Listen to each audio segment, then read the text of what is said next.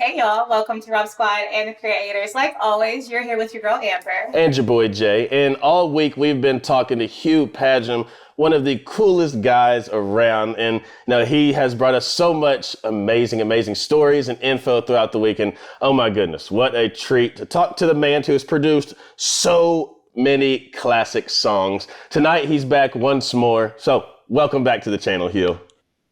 Thank you very much, and thank you very much for having me again. It's a pleasure to be with you. I can only imagine what you have in store for us this time. And what do you got for us? Well, today we've got a song from Peter Gabriel's third solo album called either Games Without Frontiers or Je Sans Frontier. Je Sans Frontier. Oh, I like that. I like that better. That rolls off the tongue. From about the mid-60s until the late 90s, there was a TV program made in Europe between all the European countries called Je Sans Frontier, which is French for Games Without Frontiers. And it was basically a TV program where mixed teams were sent out to compete against each other, and they used to play these really stupid games. They were all dressed up in ridiculous clothing, and they would play these what really were stupid games. But you know how stupid games make people laugh. But the games were made up by the television channel who invented the whole concept. You had knockout rounds before you got into the final. And so in England, for instance, we had knockout rounds, and it was called It's a Knockout. And you'll hear that if in the song, and you'll hear the phrase Games Without Frontiers and Je Sans Frontier all in the song. Oh, cool. And anyway, it was a very stupid game. The sort of hidden meaning of the song really is it's Peter's sort of commentary on war and international diplomacy being like a children's game. So it's not about the stupid games. It's about how war and diplomacy can appear to be like a children's game. Like a children's game, yeah, like a battle, like a game of warship or something. Yeah, wow. And even now, 40 years later, as we speak, there are various wars and political strife going on throughout the world. So it's still quite poignant. From afar, it does kind of seem like a children's game that the higher ups tend to play. Well, I mean, I think there's a perfect example of just whenever things happen with politics and the higher ups around here, it is like a children's game. I think that's exhibiting. We're seeing that play out right now as well. Yeah, I think so. All right, we're ready to check it out. Peter Gabriel, Games Without Frontiers. Let's jump right into it.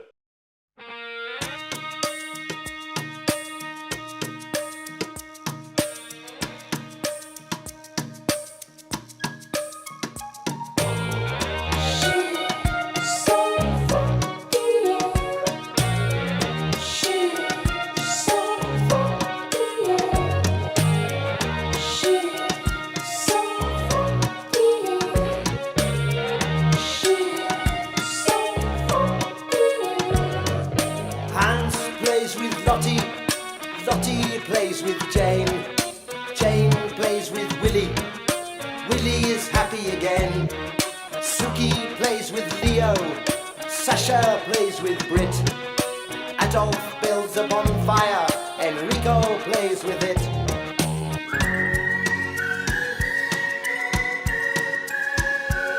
Whistling tunes, we hide in the dunes by the seaside.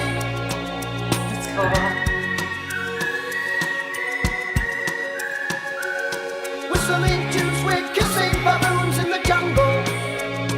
It's a knockout.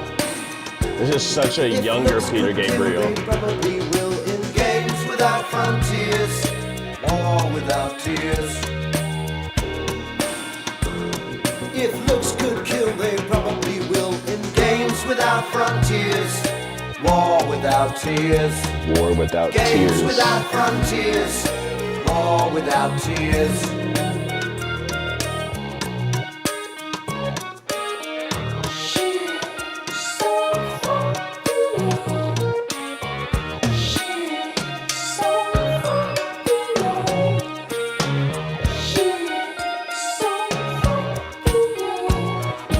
Andre has a red flag. Cheyenne Shings is blue. I'm getting a feeling of like just that 80s kind of sound, but at the same time, it's like a dark sound of the 80s. And it fits perfect because of the story you told us. Like they're talking about war as being the games people play. And in the music video, it's giving you like that somber, almost haunting, very, very lightly played. And I think it's maybe xylophone in the front of it, but I don't know what's behind it, giving it that darker sound. I'm guessing the bass, but it fits so perfect with the video as well. Very early, we recorded this in 1979 and 80, and the drum machines that you're hearing, which was a combination of a couple of drum machines, they were very much in their infancy in those days. And there were not very many drum machines were just literally coming out. And one of them we used was one of the first drum machines ever, which was a kit, literally a scientific kit that you could buy to make this drum machine. And that's what one of the sounds is. And so it was really using... it's wacky, isn't it? Really, it is. I thought he looked very, very young, and some of the stuff we've done, it's been kind of up tempo. We did the one with Kate Bush where that was the most serious, I think. Oh my goodness, it was beautiful. In this one, you're getting like the light, airy side of his voice, which I think is really cool. Yeah, and do you know who that is singing? Je suis frontier. Please say it's Kate Bush.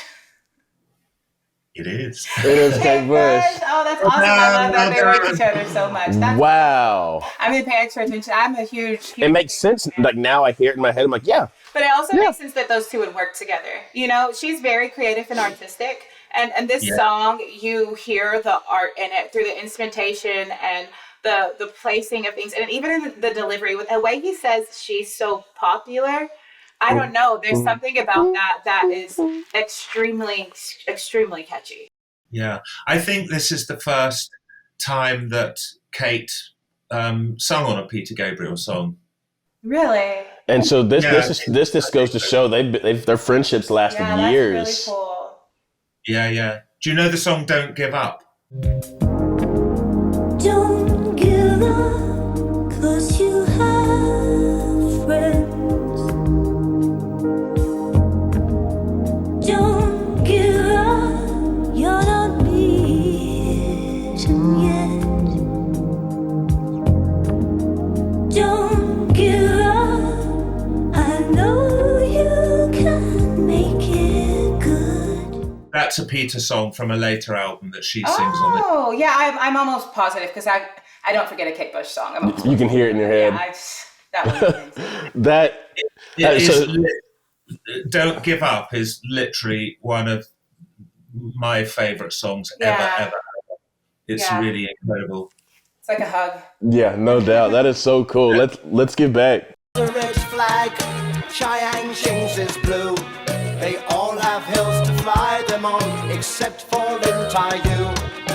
Dressing up in costumes, playing silly games, hiding out in treetops, shouting out rude names.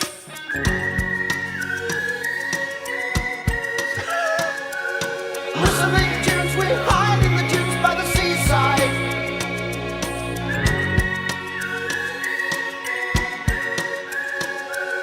Whistling tunes, we're kissing baboons in the jungle. It's a knockout. If looks could kill, they probably will. In games without frontiers, war without tears. If looks could kill, they probably will. In games without frontiers, war without tears. Games without frontiers, war without tears.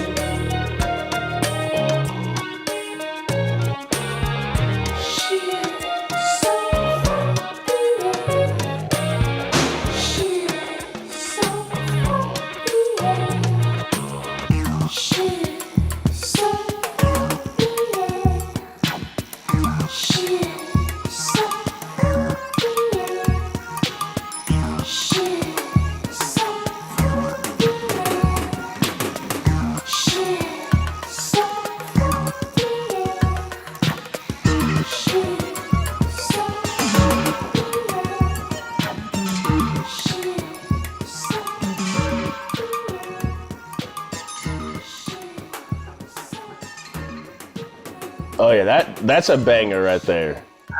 That's a banger, and it's the point, like I said, like where we got Peter Gabriel, and he can hit that part where the she's so popular, and then he goes to the deeper part of his register. That is such a cool song. And like I said, we got both sides of his voice. That song, that song is one I feel like on rainy day, you put that on in your car and you just drive. I feel like that is a rainy day type of vibe. It's a mad song, isn't it? Yes. And do you know what? I perform on that as well. I'm one of the whistlers. Oh yeah, I love the whistle part.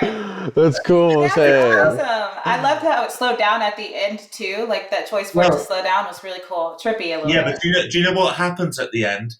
If you wind back again, just when it comes up to the end, the actual track speeds up. We made it go double time, and then because everything was analog in those days, so it was on a tape recorder. Crazy, yeah. I can't remember whose idea it was, but you'll hear but Kate still sings normally over the top of it. So what we did, we mixed the end bit, and then we sped it up, and then put it back onto the multi-track so that she was still singing normally. That's so cool. Along to the track that was double speed underneath. But nowadays that'd be really easy to do using. It's all on a computer, yeah, but no you doubt. have to go through so many different steps to get that. Yeah. Sound. You can do it all in one app. Those days it probably took most of the day to do that. So on this song right here, were you the recording engineer? Yes, I was the engineer, and it was Steve Lillywhite who went on to do who I did XTC with as well, and he went on to do bands like U2 and a lot of big bands as well. But this is where we first met doing XTC, and then because the XTC stuff was very well reviewed and stuff, and went down well with, well critiqued, I guess what I'm trying to say, and that's when Peter got in touch with Steve and myself to say, would we like to work on his album? And we were all really young then. I was maybe 25 or something, and I think Peter's 5 years older than me, so he would only have been 30 at that point as well. And the other thing, when we made this record and the album, he was signed to Atlantic Records, and when they came over to hear this record, they couldn't understand it at all. They thought it was absolutely nuts and mad, and they actually dropped him from the label. Oh my goodness! Wow. Yeah, they dropped him from the label, which was pretty heavy. Yeah, I mean, holy cow! You just drop Peter. I mean, it is nuts and it is mad, but it's nuts and mad in a good way. Like exactly. Yeah. And this song, when it came out as a single, actually did it. It was his best-selling single. I think I wrote down here. It was top 10 in the UK and Canada and several other countries. It wasn't top 10 in America, but after it had become a relative pop hit in those countries, Atlantic then tried to go back and re-sign him, apparently. Oh, yeah. Yeah, too late now. Hugh, Thank you so much. I'm telling you, you've dropped so much knowledge. You've given us so many great stories, and we absolutely cannot wait for you to come back. You come here anytime. You got residency here at Rob Squad in the Creators Channel, no doubt about it. Oh, good. Well, I can't wait to come to Oklahoma to be in the studio live with you guys one day. No doubt about it. Come on, hey. Outside of that, it's not much to do in Oklahoma outside of that, but hey, we will find something. We'll find something, but it has been an absolute pleasure to hang out with you again today. Before we go, anything you'd like to tell the RSR fans? Well, I'm just really pleased that your Rob Squad channel exists so that this music that we made 40 something years ago now can still be getting to new audiences, and I think that's such a great thing that you guys are doing, and no doubt. You well continue. Yes, I'll say we've been checking our analytics. Hey, we're actually getting the younger group. We're getting more viewers from the younger groups. Kids are like 13 to 18 to 24. So hey, we're keeping that great music alive. They're starting to find it, which makes us just so happy that that's our goal, is to keep this great music alive from our generation down onto the next. And our 8-year-old daughter already knows it. So I think we're doing a great job at it. And thank you for coming on here with us. Well, thank you. And thank you for spreading the word. Well, as we always send you guys out of here every single day. We love you. We thank you. We appreciate you. And remember, every day you guys have a goal.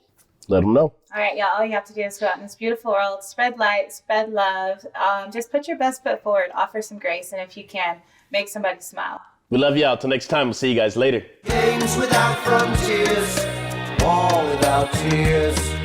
Games without frontiers, war without tears.